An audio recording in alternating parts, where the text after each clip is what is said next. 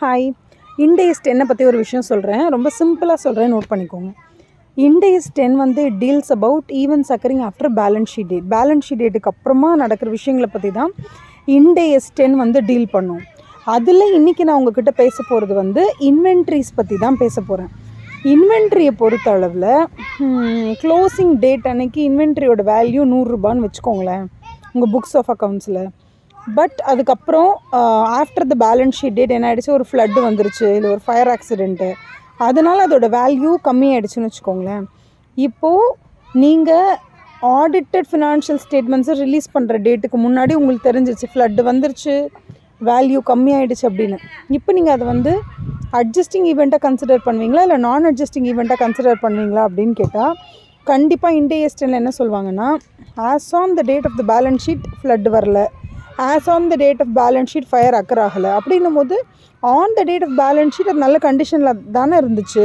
அப்போ அது எப்படி நீங்கள் வந்து ஒரு அட்ஜஸ்டிங் ஈவெண்ட்டாக எடுத்துக்க முடியும்? ஸோ அட்ஜஸ்டிங் ஈவெண்ட்டாக அதை எடுக்க மாட்டாங்க. ஓகேவா? இப்போ இதில் இன்னொரு விஷயம் வரும். சில கொஷின்ஸில் வந்து கொஷின் எப்படி ஃப்ரேம் பண்ணியிருப்பாங்கன்னா, on the date of the balance sheet date அப்போது வேல்யூ ஆஃப் த இன்வென்ட்ரிஸ் வந்து அரௌண்ட் 100 rupees இருக்குன்னு வச்சுக்கோங்க.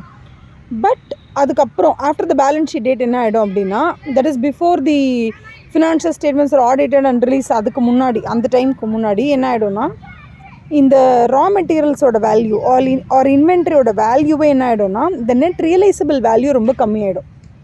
ஸோ அந்த மாதிரி சுச்சுவேஷனில் நம்ம என்ன பண்ணுறதுன்னு கேட்பாங்க. அப்போ நம்ம என்ன பண்ணணும்னா, cost or NRV whichever is lower on the balance sheet டேட்டுன்னு நம்ம ஒரு ரூல் வச்சுருக்கோம்ல, அதே ரூலை அப்படியே கொஞ்சம் எக்ஸ்டெண்ட் பண்ணிவிட்டு உங்களுக்கு தெரிஞ்சிருச்சு the net realisable value of the product இந்த ஜென்ரலான மார்க்கெட்லேயே அது ரொம்ப கம்மியாயிடுச்சு அப்படிங்கிறத கன்சிடர் பண்ணி அதை நீங்கள் அட்ஜஸ்டிங் ஈவெண்ட்டாக கன்சிடர் பண்ணி, since the NRV has come down, அதை நீங்கள் கண்டிப்பாக என்ன பண்ணணும்னா க்ளோசிங் டேட் அன்றைக்கி அதை அட்ஜஸ்டிங் ஈவெண்ட்டாக கன்சிடர் பண்ணிக்கணும்.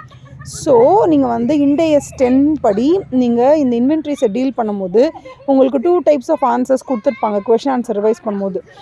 ஒரு சில கொஷின்ஸில் வந்து இன்வென்ட்ரியில் இருக்கக்கூடிய லாஸ், அதாவது இம்பேர்மெண்ட், இந்த சென்ஸ் ஒரு ஃப்ளட்டுனால ஃபயர்னால வந்துச்சுன்னா அது வந்து நான் அட்ஜஸ்டிங் ஈவெண்ட்டுன்னு கொடுத்துருப்பாங்க.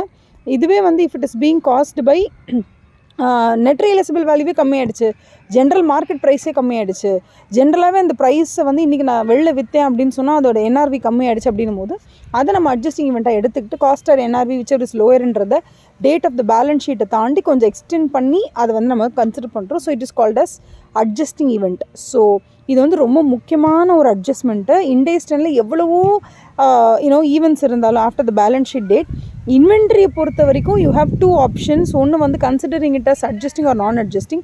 எப்போ நீங்கள் அட்ஜஸ்டிங்காக கன்சிடர் பண்ணுவீங்கன்னா cost or NRV whichever is lower.